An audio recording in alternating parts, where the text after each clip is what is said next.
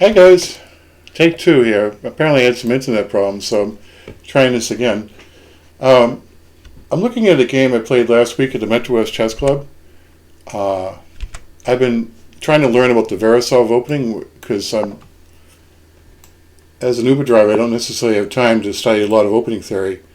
So I find at least original positions where both sides are throwing on their own resources, and that's welcome to me. At least I know that I'm not going against somebody's prepared analysis. Um,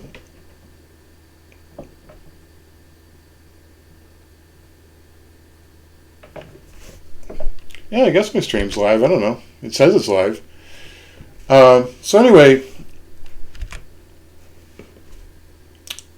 Black really should play d5 here, but he may be afraid of the London system, which I actually am not planning on playing. But he doesn't know that, so he tried to steer the game into unusual territories. But here, you really do have to play d5 and transpose the game into a French defense, which is a thoroughly respectable opening. But he went original, and he went bishop b4. And so I played e5 right away, which is the correct and best move. And after this knight e4, which is really risky, I came up with the right move, queen g4, which shocked my opponent, but it's really the best way to play this. So here we are 5 moves into the game, and I actually have an advantage, which is a welcome result, I think, of trying something slightly different. So I'm going to stick with this 2 knight c3 move. So after knight takes c3, I made a little mistake here, and I interpolated a3, which gives him a chance to play this correct bishop f8.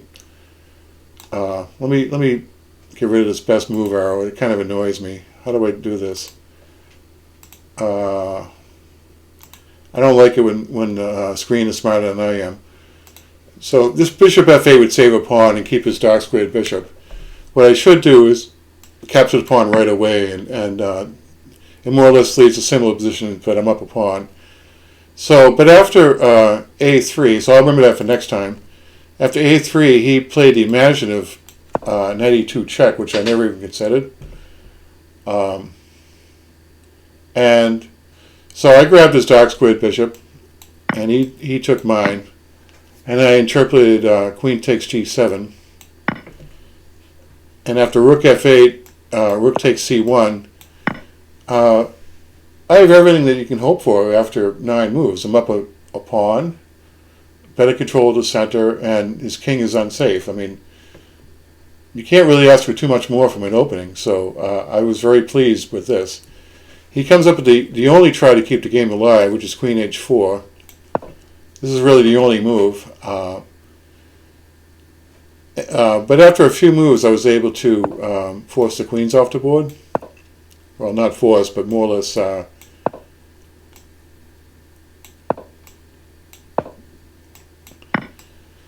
So, I mean, after this situation, I'm sure they're already winning. But as we all know, there's a difference between having one position and actually winning it.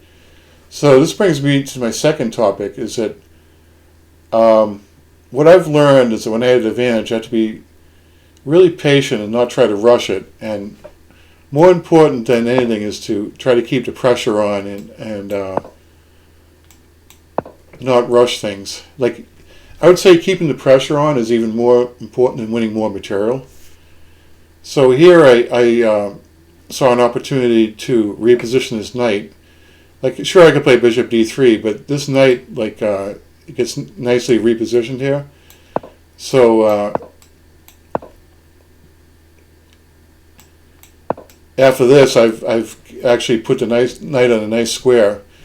And so my goal really for the rest of the game is to keep the pressure on and deny my opponent any counterplay, and the game will win itself. And we'll see an example of this in a few moves here. Just want to get all my pieces involved. He's trying to stir up some counterplay. And, for example, I see that the bishop might go to a long diagonal, so I said, no, that diagonal is mine. We're not going to allow meaningful counterplay. And here I saw an opportunity to play to win this pawn. But I like how I went about this. You don't win the pawn right away. This pawn on a6 is not going to run away. I can win this at my convenience. So what you learn, what I've learned, is that don't rush it. Like, make sure that you're preventing any counterplay, and only after you've done that, go ahead and win this pawn then. So I get my king to a safe square, and here's an example here, right? If I was on autopilot, I'd say, well, trade pieces when you're ahead of pawn.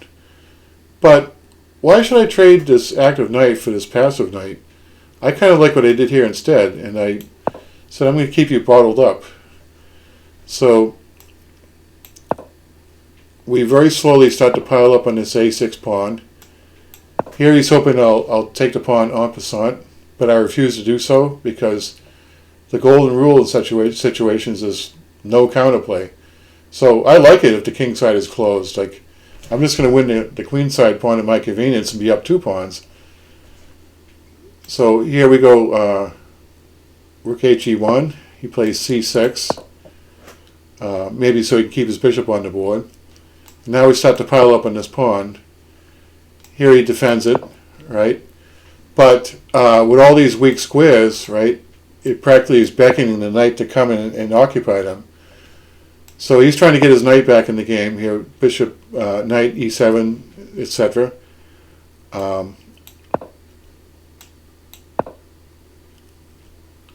And here I said I'm not going to allow any pressure to develop on my g2 points, so I'm just going to make sure that black has no counterplay.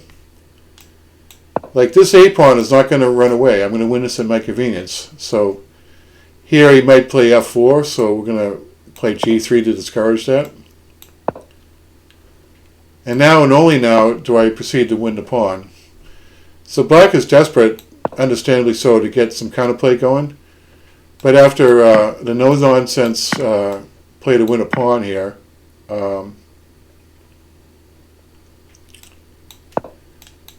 then the no-nonsense trading of rooks, I'm really just up 2 pawns for not enough compensation. I have the only open file on the board, and I went on to proceed to win the game without too much difficulty in just a few more moves. It seems appropriate to draw the curtain here. So if there's any moral to this video, it's that the Veresov seems to lead to unexplored territory. It's well worth playing at the amateur level, which is what I am at, and you don't have to study too much theory. And when you have the advantage, strive to keep the pressure on, keep the initiative, which is more important than winning more material. And those are recent improvements I think I've made to my play, which has helped me play a little bit better chess. Well, anyway, thank you all for watching and for tuning in. I hope you have a great day. Take care. Bye-bye.